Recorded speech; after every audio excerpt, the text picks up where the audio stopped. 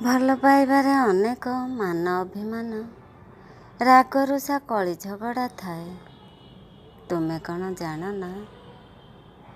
ତା ମାନେ ନୁହେଁ ଯେ ହାତ ଛାଡ଼ିଦେବା। ଏତେ ରାଗ କ'ଣ ପାଇଁ ଯେ? ଏଠି ଡ୍ରେସ୍ ବଦଳାଇଲା ଭଳି ମଣିଷ ବଦଳାନ୍ତି। ତୁମେ କେମିତି ଜାଣିନେଲ ଯେ ମୁଁ ସେଇମାନଙ୍କ ଭିତରୁ ଜଣେ? ଆଜି ବି ମୁଁ ତୁମକୁ ଅପେକ୍ଷା କରେ ସେଇଠି, ଯେଉଁଠି ଆମର ପ୍ରଥମ ଭଲ ପାଇବା ଆରମ୍ଭ ହୋଇଥିଲା। ଘଣ୍ଟା ଘଣ୍ଟା ଧରି ନିରେଖି ଖୋଜେ ତୁମ ପାଦ ଚିହ୍ନକୁ। ଆଜି ବି ତୁମକୁ ଟିକେ ଦେଖିବାକୁ ସେଇ ଲୁହ ଝରେ। ତୁମ ସହ ପଦେ କଥା ହେବା ପାଇଁ ମନଟା ବିକଳ ହୋଇ ଉଠେ।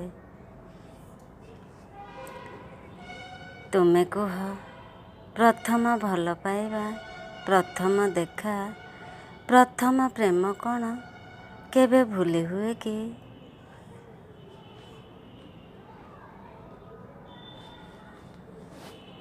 ହେଲେ ତୁମେ ଅତି ଅସହାୟ କରି ମୋ ହାତ ଛାଡ଼ିଦେଲ। ବେଦରଦୀ ହୋଇ ଦୂରେଇ ଗଲ।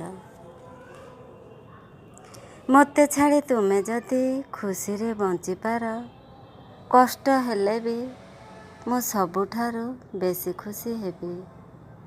ଯେଉଁଠି ଥାଅ, ଯେମିତି ଥାଅ, ଅନ୍ତରରୁ ଶୁଭ କାମନା। ମୁଁ ରକ୍ତ ମାଂସର ମଣିଷଟିଏ। ମୋ ଭିତରେ ବି କିଛି ଆଶା ଅଭିଳାଷ ଅଙ୍କୁରିତ ହେବା ସ୍ୱାଭାବିକ। ସମ୍ପର୍କ ଗୋଟିଏ ସୁନ୍ଦର ଘର ଭଳି, ଯାହାକୁ ଭାଙ୍ଗିବା ତ ସହଜ, ହେଲେ ଗଢ଼ିବା ଭାରି କଷ୍ଟ। ଘରଟିଏ ଗଢ଼ିବାକୁ ହେଲେ ବାଲି, ଗୋଡ଼ି, ଇଟା, ସିମେଣ୍ଟ ଏମିତି ଅନେକ ଜିନିଷ ଦରକାର।